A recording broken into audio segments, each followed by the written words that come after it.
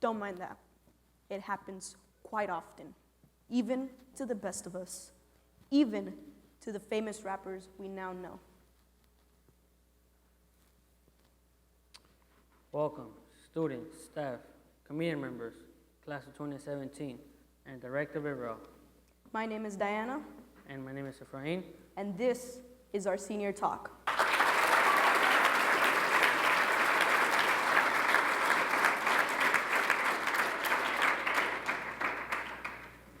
Public speaking fears, also known as glossophobia or speech impediments, have existed for as long as we can remember. Did you know glossophobia is the world's second biggest fear, behind the fear of flying, of course? We weren't born with wings. So understand the fear of flying and talking about the second biggest fear. Yes, speech impediments have become a larger issue in society that have built even bigger barriers for public speaking fears. Speech disorders and speech impediments are a type of communication disorder where normal speech is disrupted. And this can mean stuttering, cluttering, and muteness. As a child, stuttering or having a hard time pronouncing words may have been viewed as, what's the word? Cute. That's the word. Cute because most children grow out of it, but not all do. More than 3 million Americans today have a speech disorder known as stuttering or stammering. Through much evaluation, we came to the realization that people who have a fear of public speaking or some kind of impediment tend to be misunderstood and unfortunately, oftentimes judged. We researched and found useful methods in which one can overcome this deathly fear of public speaking. But not only that, we managed to give an opportunity for people to speak their mind and voice their opinions. Some people who suffer from speech impediment are considered as stupid. But they are not stupid.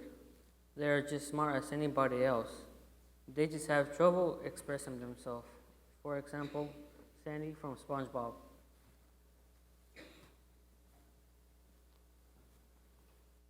How come it takes more than one squirrel to screw in a light bulb? Because they're so darn stupid!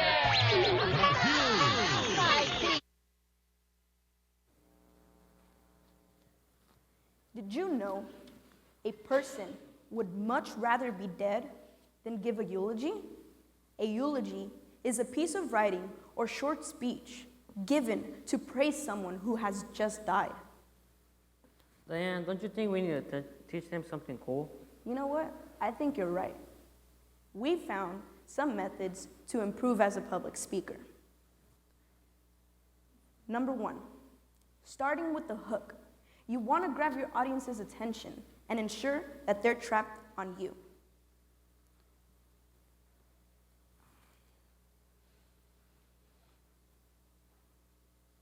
You know what? I'm sorry. I can't do this. Man, she gotta be kidding me, dude. What you gonna do by Valentine? I can't do this by myself. You need to come out here, bro. I hope we got you trapped. I'm not going to leave him alone. I'm not ready to leave just yet.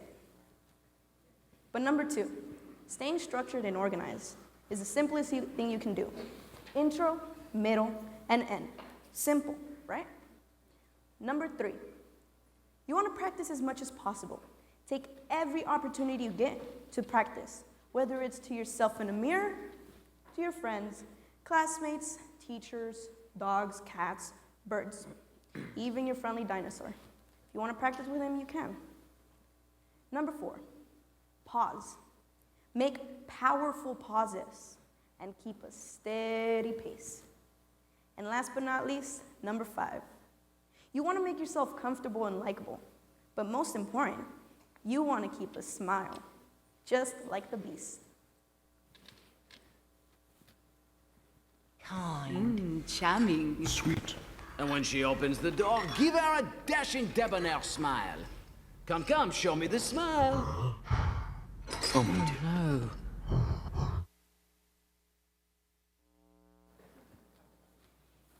It all begins with gaining experience, taking every opportunity possible to stop thinking about yourself, your nervousness, and your fear. Instead, focus on your audience. What you're saying is about them. Remember, you're trying to help or educate them in some way, and your message is far more important than your fear. We learned that in the process of helping others, we show up ourselves. The public speaking is an important factor in everyone's life, so we should start encouraging others to take advantage. As we commenced our journey into giving youth their rightful voice, we came to the realization that it should not only be teens, but children of all ages. We began the public speaking speakers with an informational presentation and then introduced them to a friendly oratorical contest. So we decided to give all ages the opportunity in the various communities, elementary schools. We continued on to middle school, and we finished off with some high school. Interestingly enough, we realized the older they got, the more nervous they became. But working daily with each individual allowed them to boost their confidence. And by the time of the contest, they were so full of confidence, it was wonderful to see. It was difficult to get throughout it, but without the struggle, our purpose would have meant nothing. Although I'm not a great public speaking speaker, because of my speech impediment, I attempt my fullest, and I give a spark of inspiration. As for myself, I enjoy public speaking, but even I have my struggles. I may seem confident up on stage, but as the day gets closer in which I have to present, I start lacking confidence. I begin to doubt myself, and on stage, I start shaking a lot and tend to forget what I'm about to say. But even I have my own little tricks to help me out. This entire time, I've managed to hold a paperclip in my hand, which I've used to focus all my nervous energy into it and fidget, just enough where it's not noticeable, but to the point where I can be a little more confident. And with this, I managed to demonstrate to others that there are multiple ways in which one can overcome stage struggles. In short, being a good public speaker can enhance your reputation, boost your self-confidence, and open up countless opportunities. Although you might not have to do regular presentations in front of a crowd, being a good public speaker advances your career and creates opportunities. To us, it is important that people know the struggle of public speaking, especially it being the world's second biggest fear. I can relate to this because of public speaking. I lack confidence in front of this, of strangers, and having the feeling being judged. Many people don't understand the feeling and the struggle for someone to be afraid of something, and on top of this, having a speech impediment. I know this project will be a huge step towards facing my fear. I will not back down because within practice, I know I can make it. My advice for everyone is to not let anything or anybody prevent from what you want to do, but most important thing is to not let the remarks of others let you bring you down.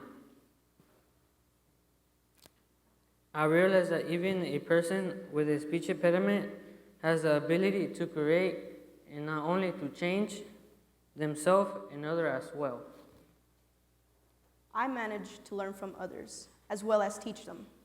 Overall, it was a wonderful experience because we all learned something new. We hope that this project continues for as long as possible, as it is something that will benefit everyone in the future.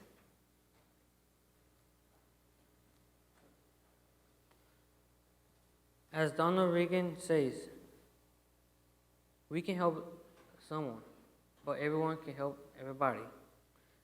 This quote means a lot to me because we could continue this legacy and we could make changes, and we must help others. Change takes time. It takes time for seeds to begin growing from within. Time to understand and process. Time for the growth and mature. And time for the old self to die and fall away. These words were said by Bryant McGill, which in our project state nothing but full honesty. The change will take time, but it is something well worth waiting for, because at the end of the day, it makes an impact on our world and on ourselves. So hopefully, we can be a helping hand and help our world by helping our youth. Thank you, and this concludes our senior talk.